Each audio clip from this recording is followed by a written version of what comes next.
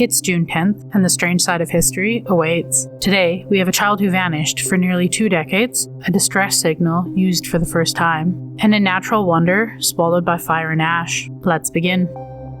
On June 10th, 1991, 11-year-old Jaycee Dugard began walking towards her school bus near South Lake Tahoe, California. It should have been an ordinary morning, but then a gray car arrived. In broad daylight, Jaycee was taken off the side of the road as her stepfather watched in horror as he tried to chase after the vehicle on his bicycle. Within moments, she was gone. Searches followed, witnesses came forward, and flyers were posted, but the trails seemed to vanish into silence. For 18 years, Jaycee was missing. No one knew she was still alive and hidden more than 100 miles away in Antioch, California. Behind a house, most people would pass without a second thought. There, in the concealed backyard area of tents, sheds, and outbuildings, she was kept away from the world. Years passed and her name became a cold case, but then, on August 2009, a strange visit from the University of California changed everything. Campus officers noticed that Philip Guerrero behaving suspiciously while accompanied by 2 young girls. That uneasy feeling was reported to his parole officer. Soon after, Guerrero arrived at the parole meeting with Jaycee and the 2 girls. After 18 years, the truth had been finally open. Jaycee Dugard was alive.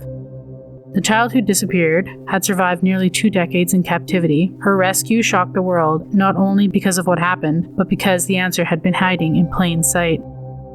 On June 10, 1909, in the dark waters of the Atlantic, a passenger ship struck danger. The RMS Savonia was sailing when it ran aground on the reef. The ship was damaged, and the ocean was waiting. And in that moment, a new cry for help was sent out. Inside the wireless room, operators began tapping out 3 short signals, and 3 long signals, then 3 short again. SOS. Only 1 year earlier, SOS had become the official international distress signal. Before that, ships were often relied on older codes, but not every vessel used the same warning.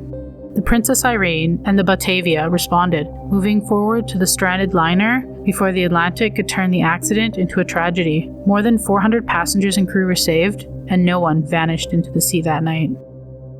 A new distress call, proving for the first time that the signal could cross the ocean faster than death.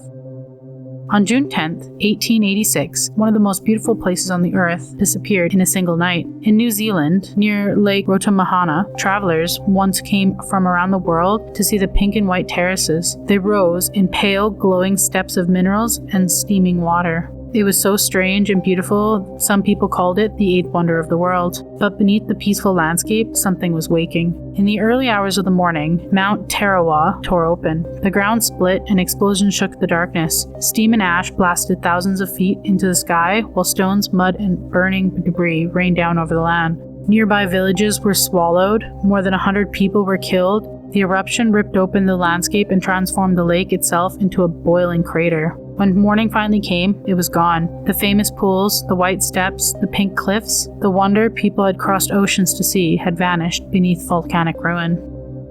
For more than a century, they believed it was destroyed forever, but then modern research began to study old maps and lakes, with the strange possibility emerged. Parts of the lost terrans may still exist, buried deep within the mud and rock.